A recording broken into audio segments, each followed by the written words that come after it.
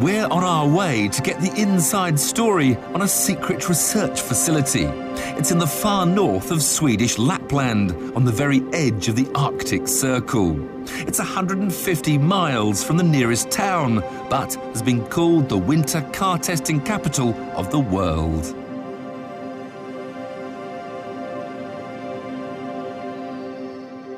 For most of the year, Arjeplog is gripped in a harsh winter. Between October and May, the temperature never goes above freezing point. The record low for this area is minus 52 degrees. This morning it's a relatively mild minus 10 degrees centigrade.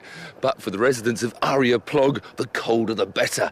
Because as soon as the huge lakes that surround the town ice over, they become the perfect place to test cars.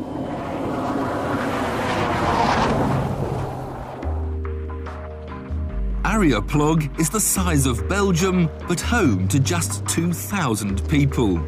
During the winter test season, the population almost doubles as engineers and test drivers from every continent come to see if their cars work in the most challenging conditions on Earth. They'll fine-tune the handling, check the reliability of the electrical systems, and perhaps do a spot of driver training.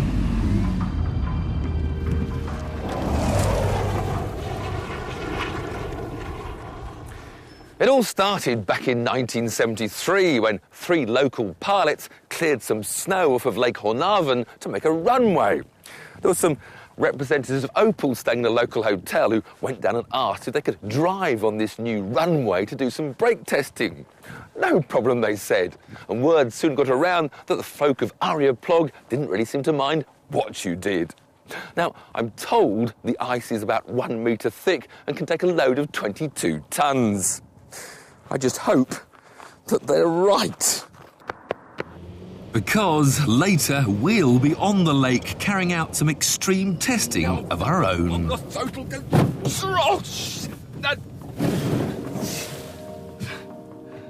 Arjeplog's thriving economy is based entirely on car testing. There are some 500,000 hotel bookings a year, and the best accommodation has car parks where you can plug in auxiliary heaters. The Silver Hatton is where most of the car testers stay.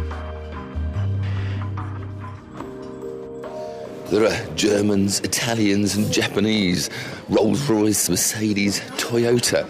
But having expected the best test drivers in the world, there's a story in the local paper about the lady who drives a school bus complaining of all the prototypes skidding around the corners. But by and large, the locals ignore the prototypes, and it's that confidentiality which really attracts the car makers. The natives may see stuff 5 years before us, but they've learnt not to be curious about the heavily disguised models. One of the major forces here are Bosch, who work with 34 different manufacturers. The things they've created here underline just how important the town is. Anti-lock brakes, traction control, and the electronic stability program ESP were all invented here. Over the years, those systems have supposedly been refined, so we've decided to put each system to an extreme test to see exactly how much they can cope with. Well, I haven't come all this way not to have a play. First up, ABS, the system that prevents your wheels from locking like this when you brake. One of the hardest things for ABS to do is stop you on an icy hill. Without ABS, this happens.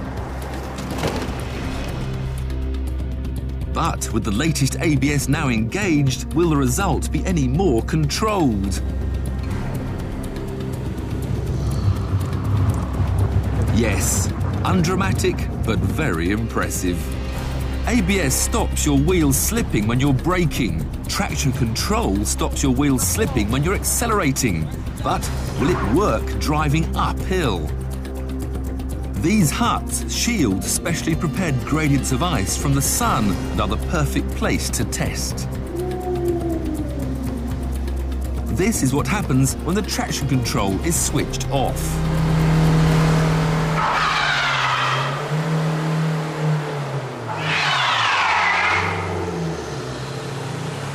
No traction control, no traction. Come on, come on. All right, I'll dip the clutch. Proper driving technique for ice. Very gently. Gently.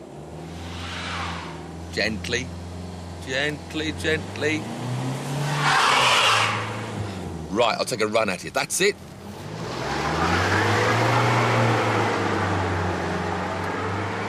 No matter what I tried, the front-wheel drive X-Type wasn't going up.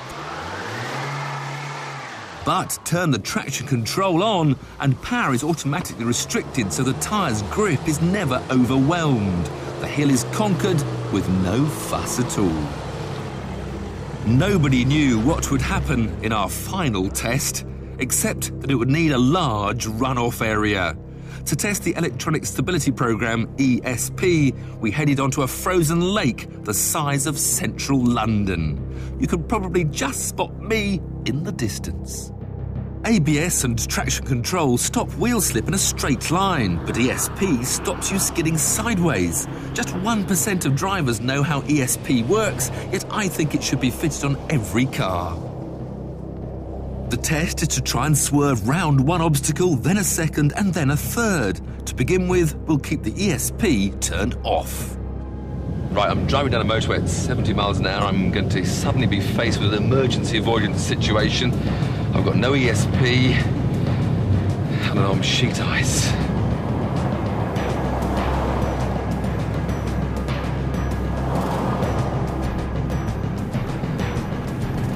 Hold tight. Missed one, missed two, and no! I've lost total control!